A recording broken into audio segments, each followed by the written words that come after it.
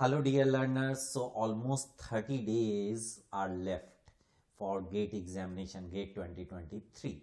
So, इस last 30 days का planning बहुत ही क्रूशियल होता है. इस 30 डेज में कोई बहुत आगे निकल जाता है, कोई बहुत पीछे छूट जाता है. सो इस 30 डेज को बहुत ही अच्छे से यूटिलाइज कीजिए. सिमिलरली लास्ट का 1 week is very very important. So अभी मैं आप लोगों को लास्ट 30 डेज का रोड मैप बता रहा हूं. अगर आप लोग फॉलो कर सकते हैं then that will be very good. मैं क्लासेस वगैरह में भी इसको एक्सप्लेन करता था और यहाँ पे स्पेशली लास्ट 30 डेज का रोड मैप मैं बताने जा रहा हूँ. So that is very simple.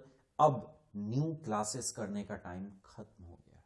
अगर आपको लग रहा है कि सर मेरा ये थोड़ा सा बचा हुआ है, ये थोड़ा सा बचा हुआ है, वो थोड़ा सा बचा हुआ है, live it, simply live it, क्योंकि वो थोड़ा थोड़ा नहीं खत्म होगा. ठीक है, जितना पढ़ना था पढ़ लिए.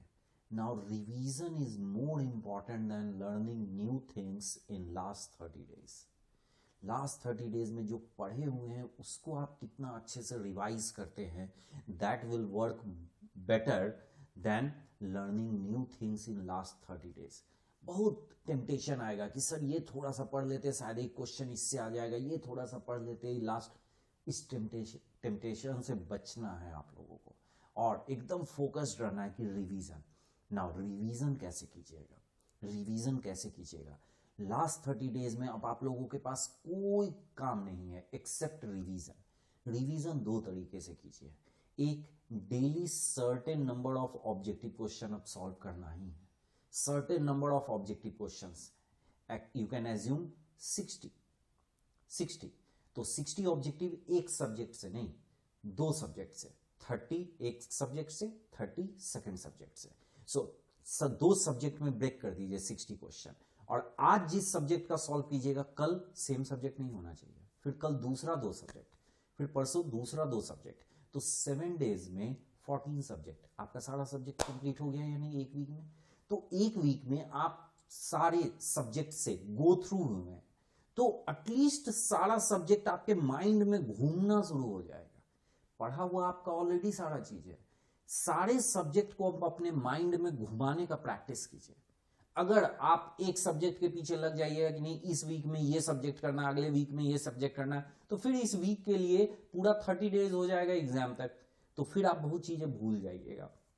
तो एक ही वीक में सारा साइकिल कंप्लीट करना है.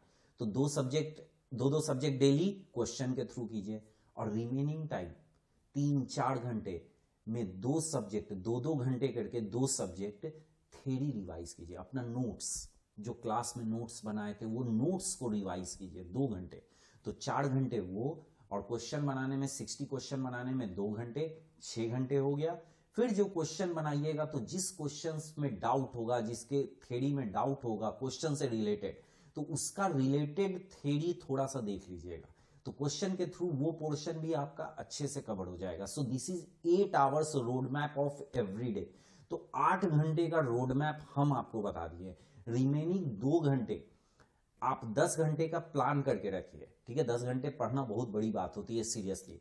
रिमेनिंग 2 घंटे हम आप पे छोड़ दिए कि आपको जैसे प्लान करना है कर लीजिए. कि लग रहा है कि ये थोड़ा सा कर ले, लग रहा है वो कर ले, या फिर जो 2-2 घंटे नोट्स रिवाइज कर रहे हैं उसको 3-3 घंटे कर लीजिए, या फिर क्वेश्चन 60 के जगह 90 क्वेश्चन सॉल्व कर लीजिए. It depends upon you.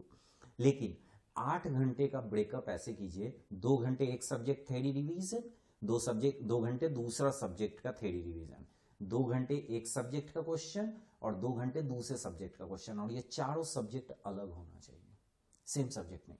और नेक्स्ट डे फिर इन्हीं 4 सब्जेक्ट का नहीं करना है. अब सोचिए एक वीक में सब साइकिल में घूम जाएगा, इतने अच्छे से माइंड में हर कुछ घूमने लग गया.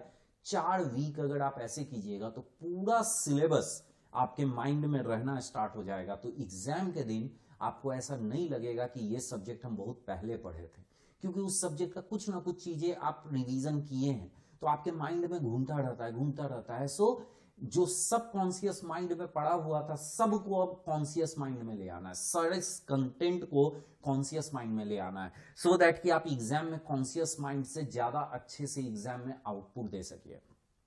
सो इस चीज को आप लोग अच्छे से फॉलो कीजिए. This is the best strategy for last 30 days.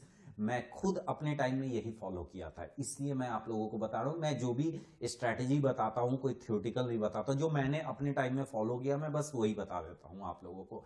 क्योंकि लास्ट 1 मंथ में मैंने अपने टाइम में एक भी क्लास नहीं किया था, एक भी किसी के पास नहीं जाता था, सिंपली सारा मेरा अपना प्लानिंग था और लास्ट 1 मंथ में केवल मैं अपने प्लानिंग के कॉरस्पॉन्डिंग ही वर्क करता था और केवल क्वेश्चन प्रैक्टिस और notes revision, question practice notes revision.